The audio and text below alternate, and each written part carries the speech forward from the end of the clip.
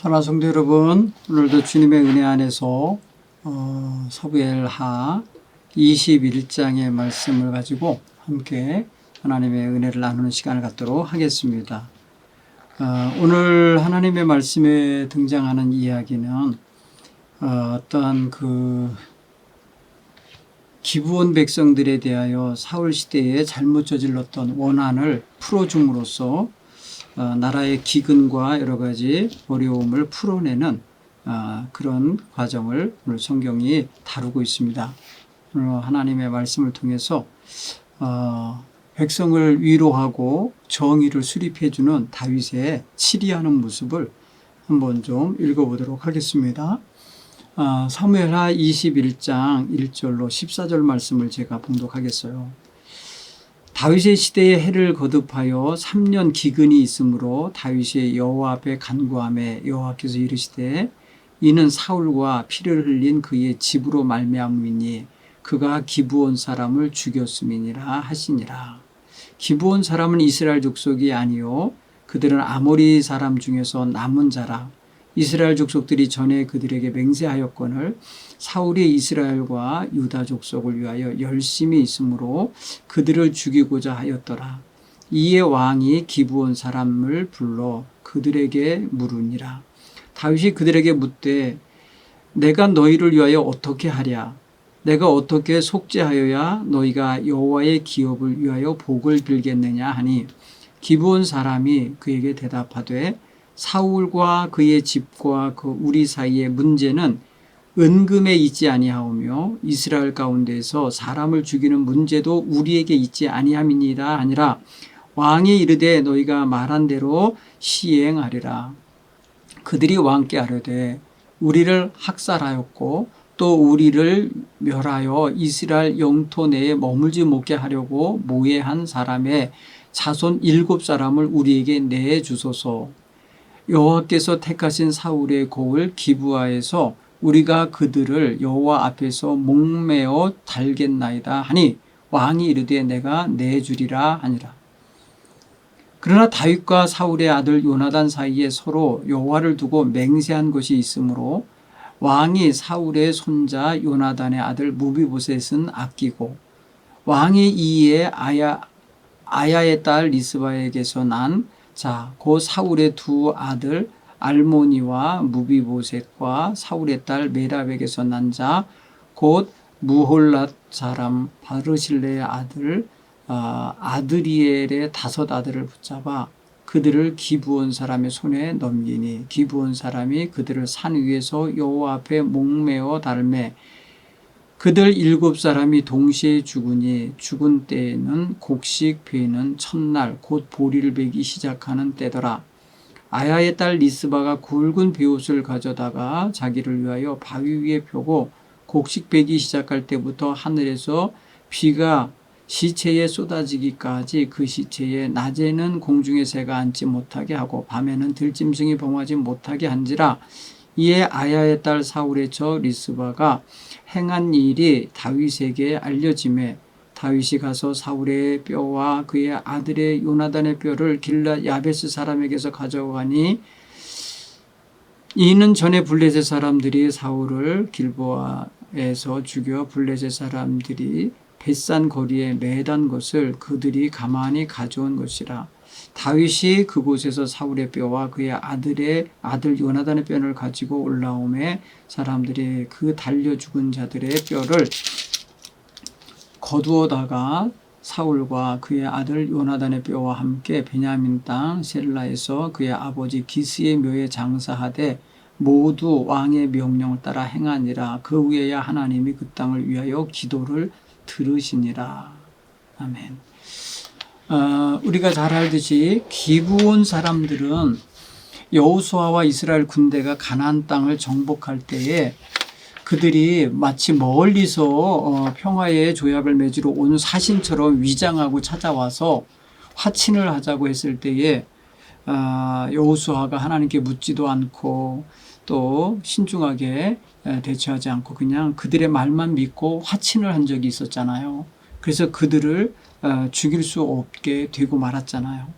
그래서 그것이 사흘 후에 그들의 본 고장에 도착하여서야 알게 된 이 이스라엘 백성들과 그 모든 군사들이 막 분노하고 화를 낸 적이 있었어요. 그렇지만은 그들과 언약을 하나님의 이름으로 맺은 게 있기 때문에 그들을 죽이지는 못하고 물깃는 일과 장작을 준비하여 장작 뽀개는 일을 땔감 준비하는 일을 맡겼잖아요. 종을 삼은 거죠. 그런데 사울과 그의 집안이 그들을 대하여 해하려고 해한 적이 있었던 거죠. 그래서 그것 때문에 그들이 원한을 품고 하나님께 하나님의 이름으로 맹세한 자들이 맹세를 지키지 않았다고 아마 기도를 하거나 원한을 하나님께 아뢰었던 것 같아요. 하나님께서는 3년 동안 그 땅에 비를 내리시지 않고 기근이 들게 했다는 거예요. 다윗은 이런 사실을 잘 모르고 있었던 것 같습니다. 그래서 다윗이 하나님께 나가서 왜 이런 3년 동안이나 이스라엘의 기근을 계속되게 하시냐고 하나님께 물었더니 하나님이 기브온 족속이 한 맺힌 가슴앓이가 하나님께 전달됐기 때문에 하나님이 가뭄이라고 하는 심판을 그 땅에 내려줬다고 한 거예요. 그렇기 때문에 다윗의 입장에서는 하나님께서 심판하시는 거라는 거죠. 그런데 하나님의 마음을 움직이고 하나님의 마음을 풀어드려야 될 것, 그 심판을 거둬들이게 될 것은 누가 해야 될 일이 됐냐면 기브온 사람들이 자기네들의 원한을 풀고 난 다음에 하나님께 다시 편안한 마음으로 기도를 해야만 하는 거였어요. 그래서 이런 어떤 그 여호수아 시대의 역사적인 현실이었던 그 언약, 평화의 언약을 무시하고 아모리 사람이라고 이방인이라고 다 멸하려고 했던 그 사실이 저들에게 있어서는 굉장히 무시당하고 평화의 관계를 단절시킨 일로 여겨졌던 거예요. 그러니까 그 언약을 무시하고 기브온 사람을 모두 죽이려 했다고 하는 사실은 너무너무 화가 나는 일이 아닐 수가 없었던 거죠. 자, 이렇게 생각했을 때 피해자가 되는 기브온 사람들의 입장에서는 원한을 갖게 되어 있고 뭐랄까 하늘의 원망, 원통함을 아뢰는 그런 모습일 수밖에 없었어요. 다윗이 이 모든 정황을 알고 나서 기브온 사람들을 불러서 그러면 내가 어떻게 하면 니네들의 그 원한을 풀어줄 수 있겠냐. 그랬더니 그들이 사울의 남은 자손 중에 7을 넘겨주십시오. 그리고 그들을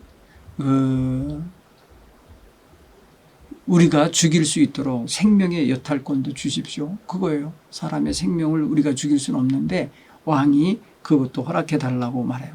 그러니까 다윗이 사울의 자손 가운데 골라서 아마 7을 준 것 같아요. 오늘 성경본에 보면은 그 명단이 쭉 나오는데 누구누구의 자식이라는 걸 알 수 있어요. 보니까 성경본에 보면은 리스바에게서 난 사울의 두 아들 알모니와 무비보셋, 또 사울의 딸 메랍에게서 난 자, 그러니까 외손자들 정도 되겠죠. 무할라 사람 바르실레의 아들인 아드리엘의 5 아들을 붙잡아다가 기브온 사람의 손에 넘겨줬다는 거예요. 그러니까 보니까 사울의 첩이었던 그 리스바에게서 난 2 아들, 그러니까 사울의 아들 2과 사울의 외손자, 그러니까 사울의 딸인 메랍의 자식들인 외손자 5을 넘겨준 겁니다. 이렇게 해서 저들이 데려다가 기브온 사람들 손에 넘겨주니까 그들이 그 아들들을 데려다가 기브온 산에서 그들의 목을 메어 죽게 했다는 거예요. 그 이야기는 참 어떻게 보면 상당히 좀 속상한 일입니다. 아픈 일입니다. 물론 다윗 입장에서는요, 이게 정말 있어서는 아니 될 일이 벌어진 것에 대한 결과를 이렇게 치러줘야 되는 것이 속상했을 수 있습니다. 그래서 그런 걸 보면은 다윗의 입장에서는 하나님 앞에서 자신이 또 자신의 백성이 약속한 것, 언약을 맺은 것은 무슨 일이 있어도 지켜야 된다라는 것을 분명히 이제 알게 된 거죠. 그것을 지키지 않음으로 인해서 다른 사람들의 생명을 빼앗음으로 인해서 율법을 언약을 깨고 생명을 빼앗은 것 때문에 그 값을 치러야만 하는 그런 상황이라는 걸 알 수 있어요. 근데 다윗은 거기서도 자기 친구 요나단과 언약을 맺었기 때문에 요나단의 가정은 건드리지 않아요. 요나단의 가정에 무비보셋이라는 아들이 있는데 그 아들과 그 자손들은 건드리지 않는 것을 알 수가 있어요. 왜냐하면 요나단과 언약을 자기는 또 하나의 생명같이 지켜야 되기 때문에. 여호수아와 기브온 사람들 사이에 언약을 안 지키고 그것을 깬 게 사울이잖아요. 그래서 사울과 사울의 자손 중에서 7을 제거하는데 그 가운데 요나단의 아들 무비보셋이 눈앞에 있지만 그를 제거하지 않아요. 왜냐하면 또 그는 또 다른 다윗과 요나단 사이의 언약을 맺은 대상이거든요. 그러니까 자기는 또 그 친구가 맺은 언약을 어기면 또 자기에게 죄가 올 거 아닙니까? 그래서 다윗은 요나단과 맺었던 하나님 앞에서의 맹세를 지킵니다. 왜냐하면 그때 그 맹세의 증인이 여호와시라고 했거든요. 그래서 무비보셋이 요나단의 아들이고 사울의 자손이지만 다윗의 보호하에 그는 내어주지 않고 요나단과의 언약을 깨지 않고 지켜가는 걸 볼 수 있어요. 그런가 하면 10절 이하에 보면은 아이야의 딸 리스바라고 사울의 첩이 굵은 베옷을 가져다가 자기를 위하여 바위에 펴고 거기에 놓여 있는 시체들의 새들이 와서 쪼아대지 못하도록, 그다음에 짐승이 와서 그 시체를 해하지 못하도록 늘 밤낮으로 지켰다는 걸 알 수 있어요. 처리하면서 지켰다는 걸. 그랬을 때에 그 소식을 들은 다윗은 어떻게 했습니까? 다윗은 거기 죽어 있는 이제 하루하루 시간이 가면 사람 시체는 썩게 되어 있고 살은 없어지고 이제 뼈만 남게 되겠죠. 그러니까 이제 무덤에 못 들어간 채 그 바위에 그렇게 버려져 있는 시체의 뼈들을 다 걷어다가, 그리고 또 타지에 매장되어 있는 사울과 요나단의 뼈도 가져다가 사울의 고향, 사울의 아버지인 누굽니까? 사울의 아버지의 장래 기스의 아들, 기스라 그랬죠, 기스. 그 기스의 무덤에 함께 묻어 주었다는 거예요. 그러니까 이제 정식으로 장례가 치러지게 된 거예요. 사울과 요나단, 그리고 그의 사울의 자손 7명, 그들을 다 데려다가 그렇게 한 무덤에 넣어서 합장을 시켜줍니다. 그랬을 때에 그 땅이 다시 회복되었다고 성경은 이야기를 합니다. 좀 이건 조금 뭐랄까요, 이제 미신적인 것 같은 느낌도 들죠. 그런가 하면은 조금 어떤 저주와 어떤 맹세에 대하여 지키지 않은 것에 대한 저주가 임했다고 하는 데 있어서 조금 뭐랄까요, 상당히 신화적인 것 같은 이야기가 느껴지잖아요. 그럼에도 불구하고 이게 성경에 기록되어 있다는 소리는 뭘까? 하나님 안에서 하나님의 이름을 걸고 맹세한 맹세는 꼭 지켜내야 돼요. 그거를 안 지키고 서로 신실함을 깼었을 때에 하나님은 이방인들이잖아요. 기브온 사람들, 아모리 족속이잖아요. 그럼에도 불구하고 그들의 억울함, 그들의 그 원통함을 들어주고 계신 거 보세요. 오늘 하나님의 백성은 어디 가서든지 누구와 하고든지 언약을 맺거나 계약을 맺으면 불리해도 어려워도 꼭 지켜갈 줄 아는 그런 사람들이 되어야 할 줄로 믿습니다. 오늘 이 말씀을 한번 좀 살펴보면요, 우리는 우리 인생에 가장 메마르고 힘들고 마치 인생의 기근이 드는 때가 있죠. 여러분이 이스라엘 백성도 아주 번영하고 평안하고 또 이렇게 안정적이던 시절이 있었죠. 다윗의 7위 초반 부분에 그냥 부국강병하여지며 다윗의 나라로 많은 주변 국가들이 조공을 바치며 또 물산이 풍성해지는 그런 모습을 보게 됐죠. 백성들도 안정이 되고 전쟁도 없고 막 그랬었잖아요. 그런 걸 보면은 좋은 시절이 있는가 하면 다윗에게도 아들이 반란을 일으켜 세바라는 자가 반란을 일으켜 뭐 여러 가지 집안에 우환이 생겨 막 어려워갖고 진짜 말 그대로 기근이 든 것 같은 인생의 기간이 있었잖아요. 우리 각자 인생에는 어려운 시절이 좀 있지요. 아직 다 이게 다 끝난 거다 이렇게 생각할 수 없는 것은 우리의 인생이 남아있기 때문에 어느 지점에서 또 우리가 모를 기근 같은 고난을 당할 수도 있겠죠.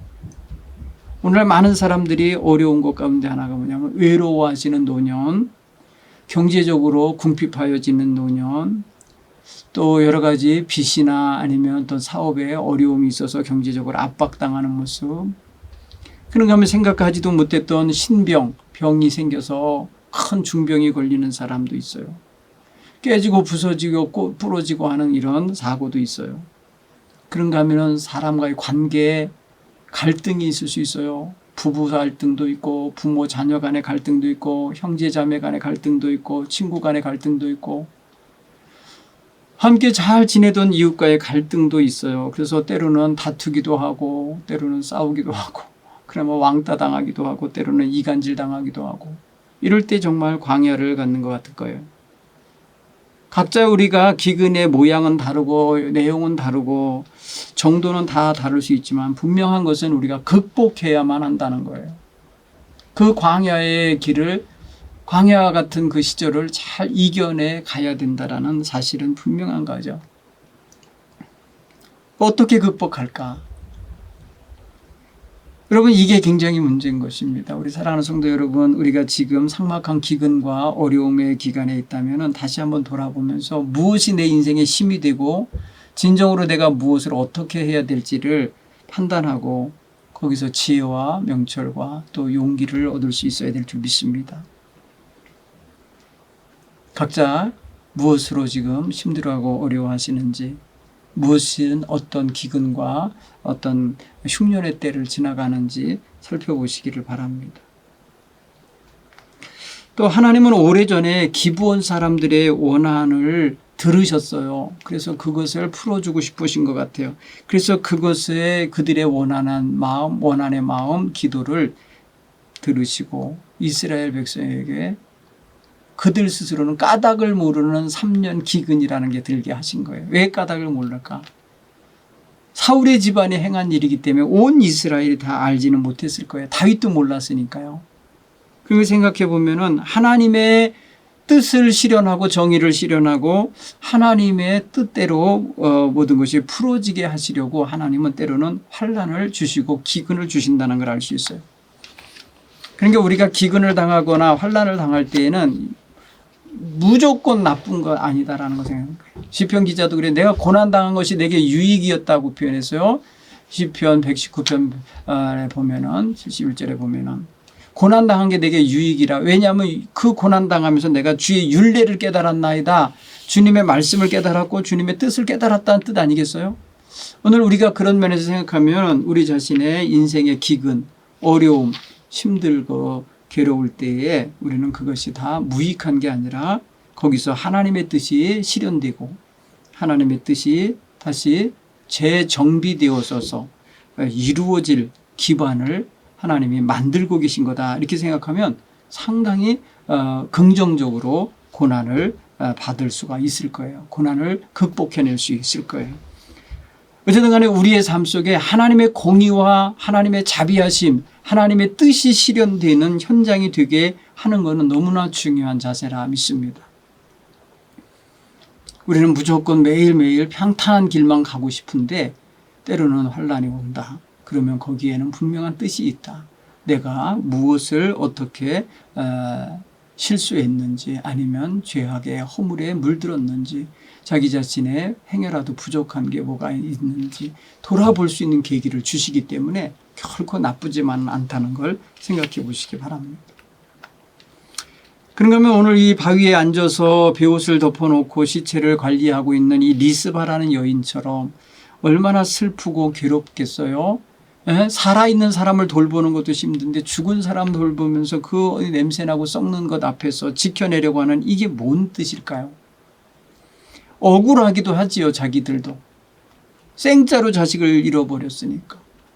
나라도 잃어버린 데다 대고 왕권도 잃어버린 데다 대고 자식마저 잃어버리는 이 리스바라고 하는 여인의 괴로움은 심히 아플 거예요. 이런 아픔과 슬픔을 갖고 있는 이런 여인을 돌보고 돌아보는 사람이 있잖아요.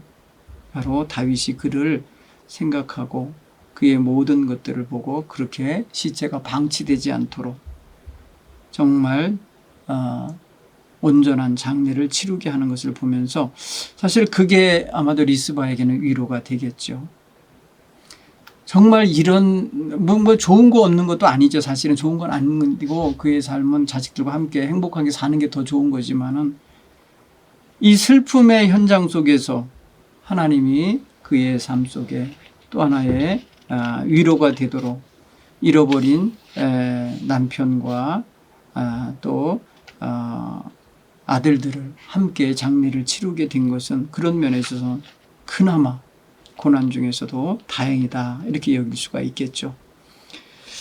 우리는 가끔 하나님 앞에 진심으로 슬퍼하는 모습을 보이며 우리의 진심으로 우리의 연약함을 드러내는 것을 부끄러워하지 않고 하나님 앞에 와서 무조건 아뢰고 하나님 앞에 눈물로써 아뢰일 줄 아는 이런 자세도 필요해요.